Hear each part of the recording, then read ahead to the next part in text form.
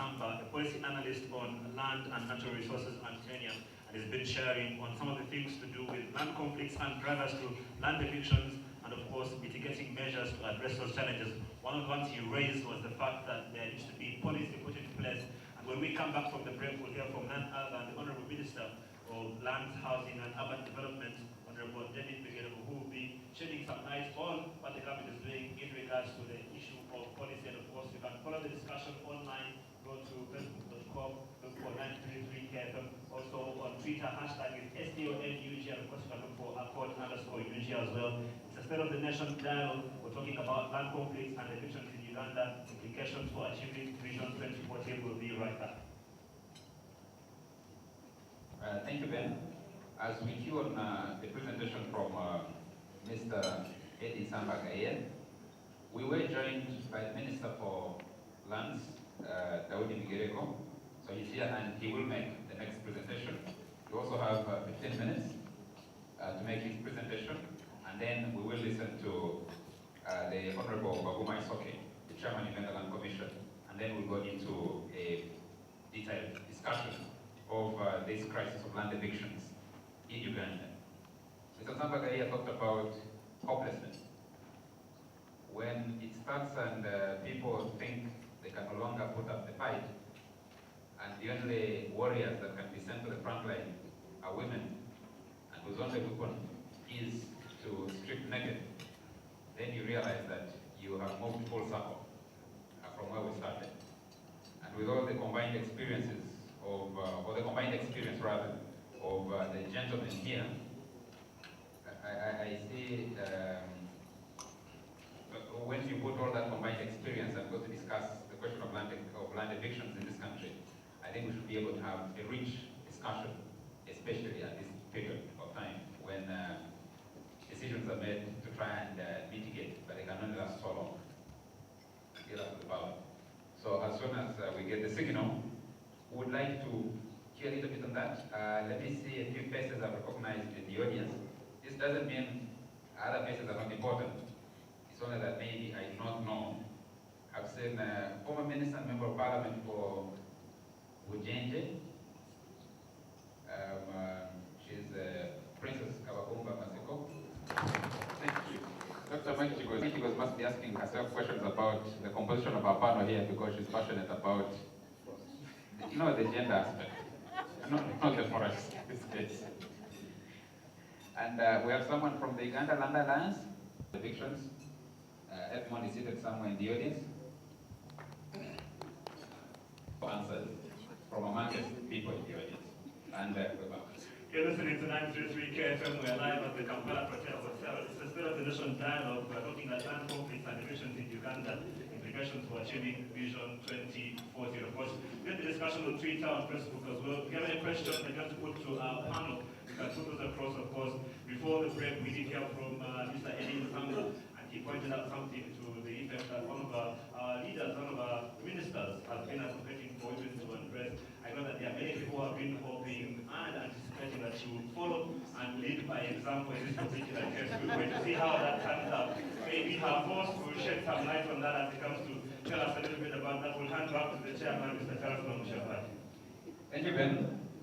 The Honorable Minister, I don't know when you met in the corridors with your colleague after that announcement the other day, how you felt after experience in Amoro. Maybe we need to start the discussion.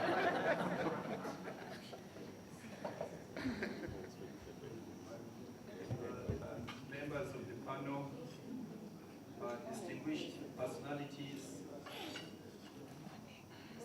resource persons, ladies and gentlemen. First of all, I want to apologize. I've come in late, but I also don't have a prepared text. I came in really to listen. I thought I should come in and listen and take down notes. And I'm really hugely interested in the outcome of this discussion. Our constitution gives a lot of protection to our people when it comes to land matters, because land belongs to the people, and that's what the constitution says. also have a national land policy which we passed in February 2013 after highly exhaustive discussions. And Dr. Samba here is one of the key architects of the national land policy, which I believe many of you have had the benefit of looking at. We also have the land laws. We have the Land Act and the Land Act as amended in 2010. And the amendments of 2010 were particularly meant to address the problems of evictions which we were faced with at the time. Landlords evicting Vivanja owners and so on and so forth. Then we had the Committee on Illegal Land Evictions. Committee on Land Evictions set up by His Excellency the President after an outcry and displacement of people within the country by those who thought they had better use to which to put the land to than those who were there. Now, in terms of the law, in terms of policy, in terms of government guidelines and direction, on paper, my view is that we've been doing well. When you look at what is written on paper, we are doing well. The problem is what is happening on the ground. That's where the problem is. And that's why I said I wanted to come here and listen as much as I can, because you have all these documents arrived at or written and passed after highly consultative and interactive discussions based on what is happening on the ground. But no sooner do you get the document out, and the outcry is even louder than what you had before. I have had my brother, Dr. Samahia, calling for new policy and so on and so forth. I really don't know whether that's really the solution. But we have conflicts. We have now international conflicts arising out of incursions from South Sudan, international boundary conflicts. And these are serious as any evictions within the country. Maybe those are even more serious, because when guys cross over from South Sudan and make incursions into Moyo, they do not only displace people, they also kill people in the process. And we have a duty to make sure that we contain that situation. Because as a government, it is our duty, primary duty, to protect the lives of Ugandans and their property. Now, if there are elements from a neighboring country that are causing incursions into Uganda and causing a threat to our people's lives and property, we have to deal with that one. We have had a problem with Congo, DRC. People just wake up and say, we must go and dig in Uganda. It is much more secure, it's much more beneficial. But there are Ugandans who happen to be the owners of that land. Then we have conflicts lately between districts. Between districts, one district thinks the other district has encroached on their territory. And then some counties, then communities, then individuals. Now, we need to study all these, we need to analyze them and find clear solutions. I'll first of all say something about the international boundary conflicts. I want to assure everybody here that government working together with the African Union and GTZ has been taking up the issue of the conflict between South Sudan and Uganda very seriously, and meetings are being organized or have been actually held. We have had meetings, and we are going to have more meetings, so that we can find an amicable way of resolving these conflicts, because the coordinates are known. But there are people who think even when the coordinates are clearly stated and the boundary is well settled, where he wants to live is where the boundary should be. Because we have had this one with South Sudan, we've had it with Congo, and our president, out of serious Pan-African considerations, already thinks that we must sit down at a round table and deal with these problems. And this is what we are trying to do, as opposed to resorting to armed settlement of boundary issues. So we are sitting down with Congo, we are sitting down with South Sudan government to see how we can deal with all this. But what has been happening is that in the capital, in Juba, in Kampala, we know what should happen. But the local authorities are rarely bothered about some of the discussions we are holding. So we have said any discussions we are holding must involve the regional commissioners and governors, because that's where the problem is really coming from. And I think once we do that, we shall be able to resolve some of those serious problems in Moyo, in Arua, in Mebi, and so on. But it is also an issue of service delivery for those communities at the border.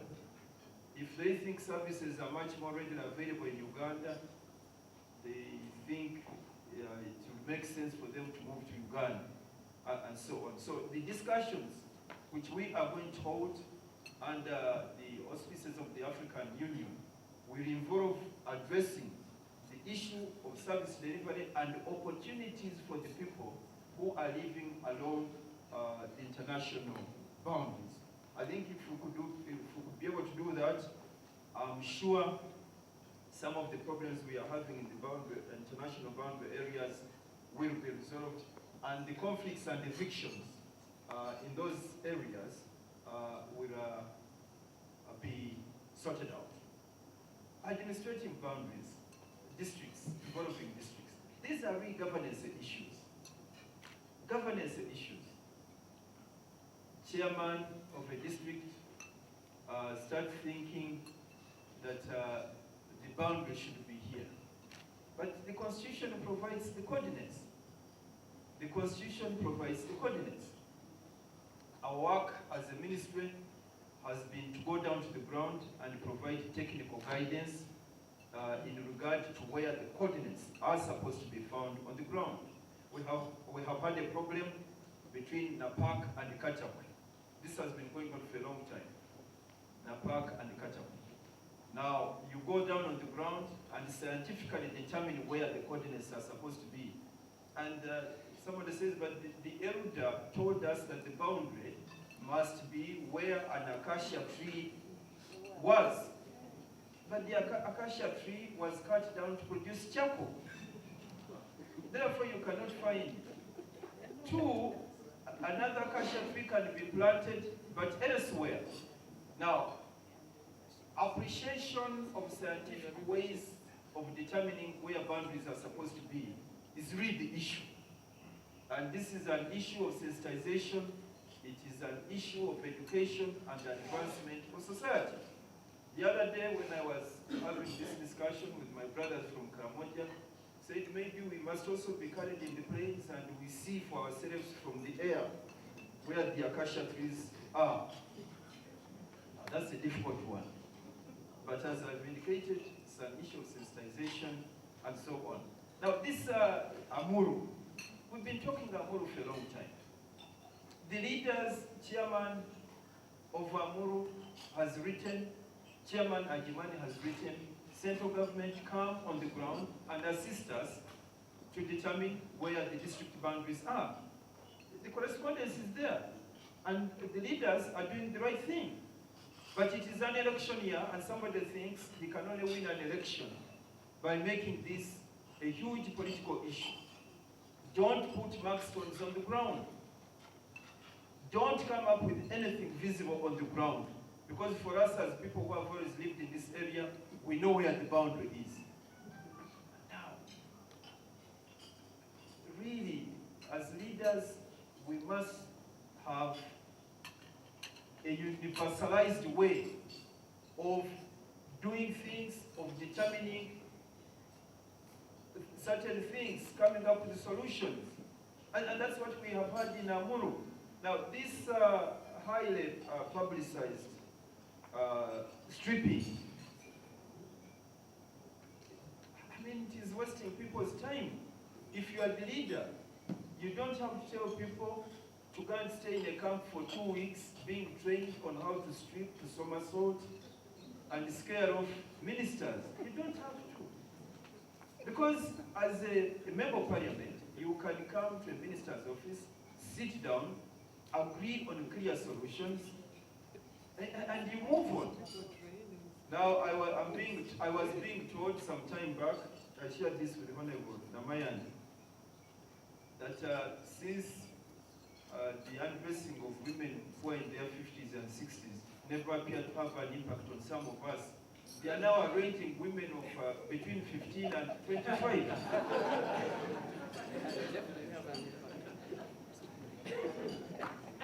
It will not provide the coordinates on the ground.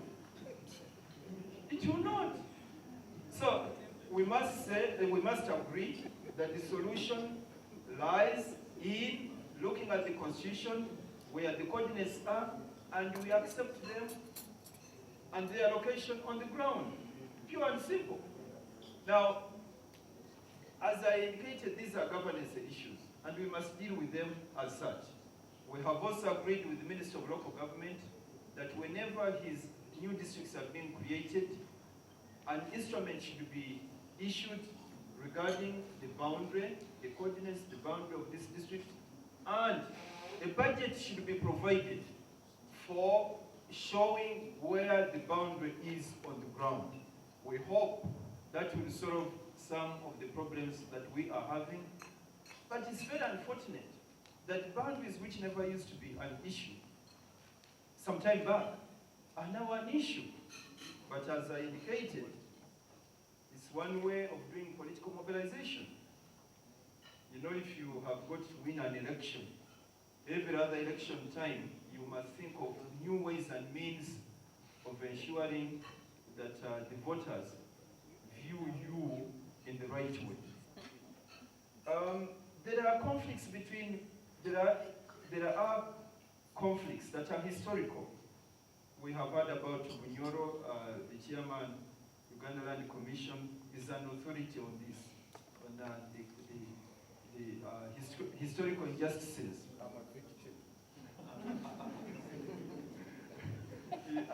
Luke Baguma is reminding me that he's not just an expert, but he's an expert as a result of being a victim. And I'm sure he'll be able to say something about this. We have had the historical problems in Uganda, rising out of the 1900 agreement, and so on and so forth. And the government at every stage has been looking at these conflicts and coming up with new legal provisions.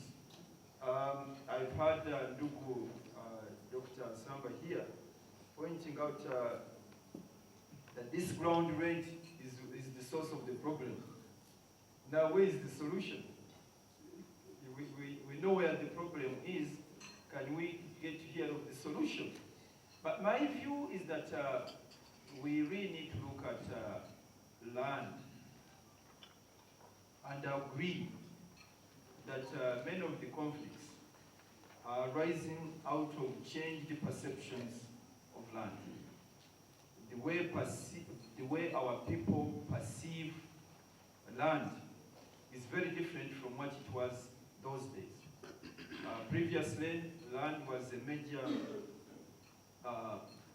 major article status symbol with a serious traditional, cultural, and social significance. Today, it is an item of serious economic empowerment.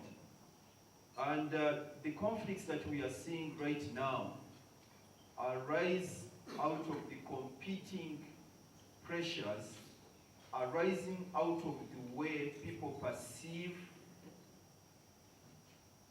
perceive land to be in the terms of usefulness. And in government we have had discussions about this. The role and the way land is perceived in terms of economic importance has changed. And this is one of the problems we have. I think what we need to deal with is, one, sensitize people much more seriously about the constitutional and legal provisions regarding land. Two, utilize land use and land utilization. Land use and land utilization. If we are going to be in a position to realize economic development, social and economic transformation, do we still need to deal with land in the manner that we have traditionally handled land? And I think this is where the problem really is. As we continue educating our people, as we continue offering more economic opportunities to our people, my view is that some of the conflicts will go down. Because some of the conflicts arise out of the fact that one looks at survival from no any other point other than land, such that even with families, you continue subdividing the small piece of land that you inherited from your grandfather up to the point when you start thinking that you are not getting enough of your share because your brother is being unfair to you. But those of you who are in this room, and I'm sure you're not involved in any land conflicts, I would like to believe that you have better things to do in Kampala than struggling for a square meter of land that your grandfather could have passed on to your father. And I think this is where we need to lay emphasis. We need to move faster on the course to industrialization, on the course to economic advancement, so that the pressures on land can be reduced. Because from what I have seen, even when we come up with the policy legislation to address injustices, but without creating alternative opportunities for the bulk of these people, the solutions appear to be temporary. So, yes, we are dealing with a very dynamic situation. We shall have to move faster in terms of coming up with the new solutions away from land. Away from land. Now, Sabai, we are talking about evictions. Everybody is now talking about China. Everybody is talking about China. In China, when the government comes up with a new project, this kind of discussion you are encouraging is never there. You wake up in the morning and there is a truck waiting to transfer you to a new area. No discussion. No discussion. And it is doing miracles and wonders for them. Everybody here wants to go to China. I'm telling you, everybody is saying we want to go and see the economic miracle of China. That's what I've been told. When I say there is a trip to China, everybody says I'm a candidate. Why? Because of the faster pace of economic transformation. Whatever that means. The fact of the matter is that, you know, faster economic development and democratization, one must find a trade-off. If you are going to spend all your time in voting on the right thing to do, there is a price to pay. Vietnam, the other day, had major wars. America bombed them to the ground. When you go there now, they want to donate capital to many of the African countries, to many of the Asian countries, because their approach to some of these things is not like ours. But I would like to hear from you. I want to read your report because, as you know, in NRM, we believe in listening to people. I thank you. The minister couldn't have ended on a better note. I was expecting that. Yes, well, thank you very much, Charles. You're listening to 933 KFM as we just had Honorable Miguel starting up a bit of a storm here. Of course, you couldn't hear most of the people in the room in the background, but he got a lot of interesting feedback from the people who are here with us at the Protea, and of course, from you listening to us as well on 933 KFM. Of course, you can share your thoughts and opinions on our Facebook page. Go ahead and do that, and you can respond to what the minister has said. Also, you mentioned that they are now using 15 to 25-year-old cars. You didn't tell us if it's working in terms of getting the responses from people. Of course, would love to know from you on that. Coming back from the break, we'll hear from the chairman of the Uganda Land Commission, who apparently is actually a victim of land conflict. And also we asked the question, is it about money? Is money the big thing? Are people simply looking for money when they are selling their land these days? You have family members wanting to kill each other because of that. When we come back here at the State of the Nation dialogue. When the minister starts and says, the policy on paper is doing very well. When you get on the ground, things are different.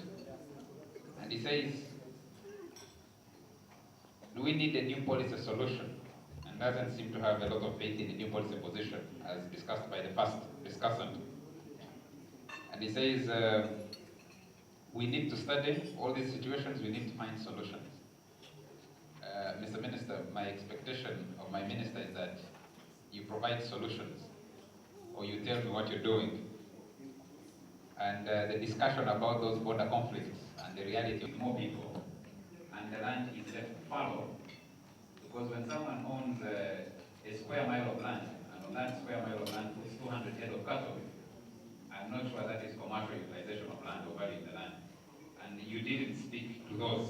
I'm hoping that Mr. Baguma Isoke will speak to some of those issues when he makes his presentation, which will be addressing the challenge of land acquisition and evictions, the role of Uganda Land Commission.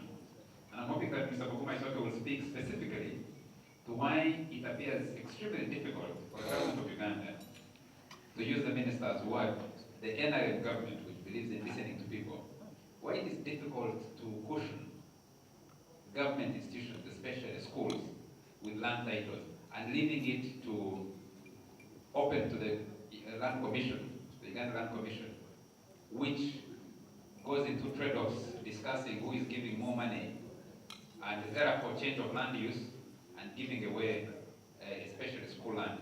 I'm hoping that discussion will come out when we come to that level, when we come to the presentation of the former minister, former head of the National Forest Authority, the chairman of the board, current chair of the Uganda Land Commission.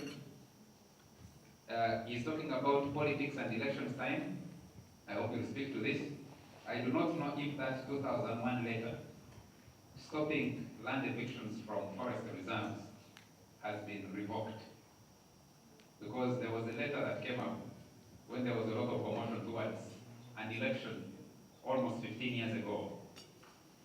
And the president wrote and said, stop land evictions for now, until after the election.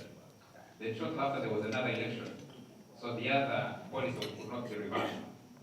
And I don't know where we are as of today. So I'm hoping that you'll speak to some of those issues. And I was hoping that the minister would also speak to us about some of these other, his paper was policy strategies, legal and administrative reforms. We saw what happened a few years ago, in Kayunga especially. Tenants were, let's get back where you're from. Listening back, it's 933 KFM. We're live at the Protea Hotel. It's the 58th State of the Nation dialogue. Very lively dialogue. We're talking about land conflicts and evictions in Uganda, the implications for achieving Vision 2040. Before the break, of course, I heard from Honorable David Miguel, who is the Minister of Land, Housing and Urban Development, and he had a lot of things to say that have started quite a bit of debate on social media. Of course, you can join the discussion by posting any questions or comments that you might have on our Facebook page. Simply go to facebook.com/933KFM. Look for _UG on Twitter. Hashtag is STON15. As we hand back to Charles Mamusha, our chairman, and look forward to listening to our next speaker, and of course then getting to the discussion where we'll get through your comments and questions. Ben, and thank you all for this discussion. We saw in Kayunga, there was tenants ganging up and blocking either landlords or brokers. They found some land broker and a tenant who had gone there with his car 2 years ago. We saw a lot of murders in Kilgura, in Bushenyi area, former Bushenyi, because of land conflicts. Until we arrived at the stripping. And the minister clarified when he said the one of 15 to 25 years olds is a strategy.